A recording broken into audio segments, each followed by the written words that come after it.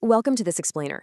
Today, we're diving into what is honestly one of the absolute biggest traps in personal finance. And more importantly, we're going to figure out how to truly protect your money while actually making it grow.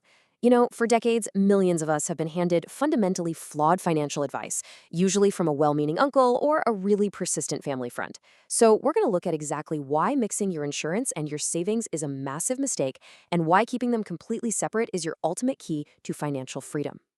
To really get why this separation matters so much, we first have to understand the enemy here. Did you know that roughly every 10 years, the purchasing power of your money gets cut right down the middle? Yeah, it's cut in half. This happens because of a silent wealth killer we all know as inflation. If inflation is hovering around that 6 to 10% mark, the cost of everyday things you buy literally doubles in a single decade. Educator Concert perfectly illustrates just how aggressive this wealth killer actually is. Think about it. If someone borrowed a 100 rupee note from your parents back in 1990, that cash held serious weight. Back then, a 100 rupee note could buy a really nice jacket or even pay for a month of good schooling. But today, if they handed that same 100 rupee note back, it's practically useless. It barely covers a decent snack. That is literally inflation just eating your money alive over time. So that brings us to this huge, glaring contradiction. If inflation is constantly draining our purchasing power year after year, why do so many of us willingly lock our hard-earned money into these traditional endowment or money-back insurance plans? You know the ones, they promise to double your money in 15 or 20 years. But as we just saw, by the time that money finally doubles, its actual buying power hasn't grown at all.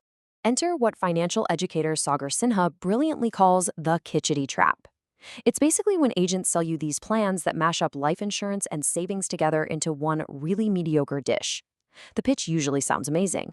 Listen, you'll save money, you'll get a massive payout after 20 years, and hey, if something happens to you, your family gets a huge chunk of cash. It sounds like a total win-win, right?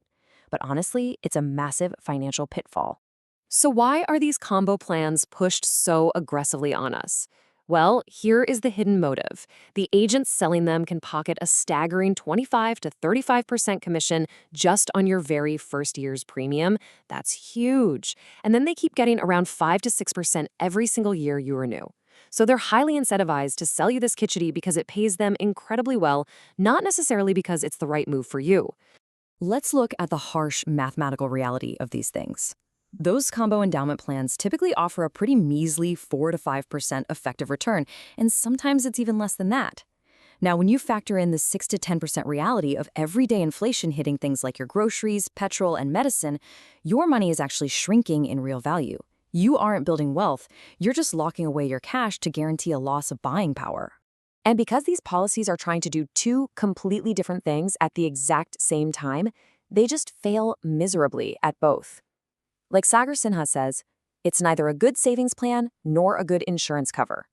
The returns are way too low to beat inflation, and that life cover attached to it, it's usually so tiny that it wouldn't even come close to protecting your family's standard of living in a real crisis. It's just a complete lose-lose situation. So here is the absolute crucial takeaway for today. The separation rule. The single most effective strategy in personal finance is keeping your insurance and your savings completely separate. Why? Because their jobs are total opposites. Insurance is a shield. It is strictly meant to protect against risk. Savings and investments, that's an engine meant to aggressively grow your wealth. When you separate them, you maximize the absolute power of both without paying those massive, unnecessary commissions. Let's break down the shield part first. For true protection, you actually only need two things. Just two. First, a pure term life insurance policy to replace your income for your family if you pass away. And second, a solid comprehensive health insurance plan so that a sudden, massive hospital bill doesn't just wipe out your entire life savings. No money-back schemes, no endowment plans, just pure, unadulterated protection. And why pure term life insurance? Because when you strip away that whole savings illusion, insurance actually becomes incredibly cheap. Depending on your age, you can easily get over one core in term life cover for as little as 600 to 700 rupees a month. I mean, think about that. If you tried to get a one core cover with one of those traditional combo plans, the monthly premium would be completely unaffordable for the average person.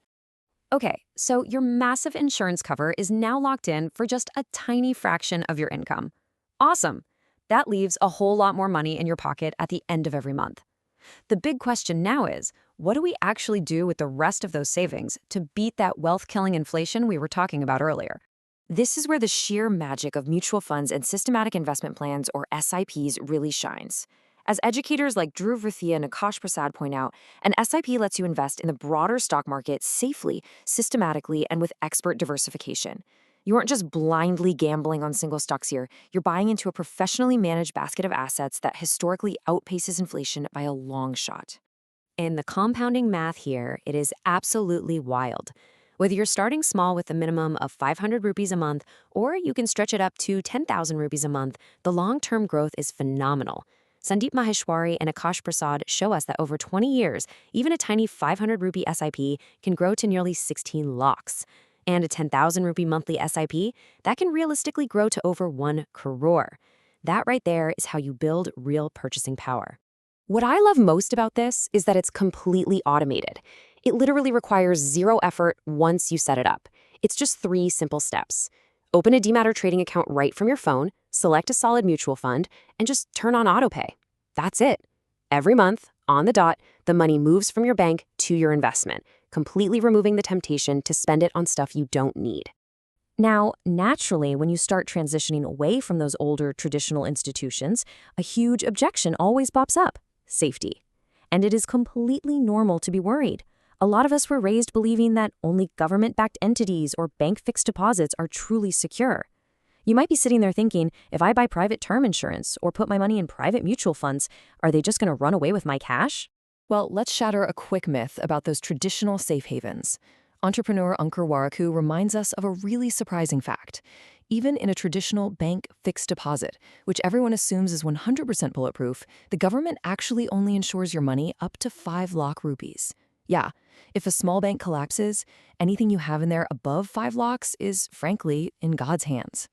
No investment exists completely without parameters.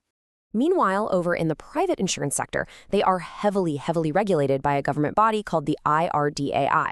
Basically, they act like the world's strictest landlord. Private insurance companies are forced to maintain huge solvency ratios, which means they have to keep a massive safety net of locked assets with the regulator. They literally cannot just pack up their bags and disappear in the middle of the night. Your policy is highly protected. And when it comes to the ultimate test, actually paying out the money when a tragedy strikes, the data speaks volumes. Top private insurers like Bajaj and Max Life actually boast higher claim settlement ratios, passing over 99% of claims, compared to the traditional giant LIC, which sits at around 98%.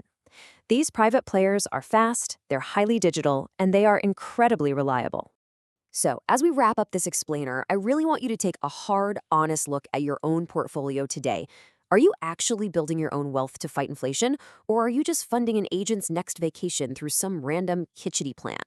Remember the golden rule: separate your insurance from your savings, automate your investments. Once you see how simple the math of true wealth actually is, the only question left for you is, why wait to start?